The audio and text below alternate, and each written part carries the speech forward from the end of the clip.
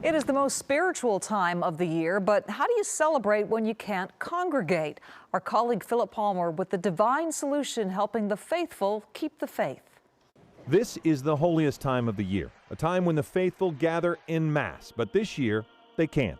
We're just trying to innovate and get as creative as possible in this season. Something about first light in the morning. Pastor Drew Sams of Bel Air Presbyterian is like many religious leaders trying to connect in a physically distant world. We're also attempting to make phone calls, especially to people who are ill and old, so that they feel a personal connection, a personal relationship with us. Holy Week for Christians will end with Easter Sunday, but Wednesday night is the start of Passover and traditionally involves a Seder.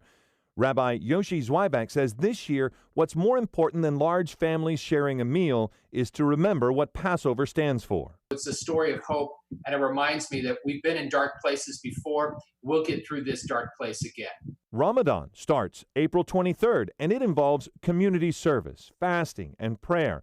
And closing mosques has been a major disruption, but not an insurmountable obstacle for Muslims. The community congregational connection is a stronger connection, but you still have the ability to connect with God at all times, all places, everywhere.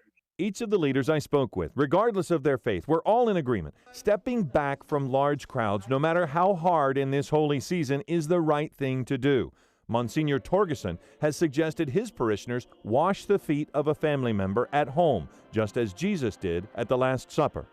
Take that opportunity to do that in their homes. And while they're doing that, on the screen, on our live screen, we're going to show images of physicians and nurses and health practitioners, other people who are today the Christ washing the feet of all of us.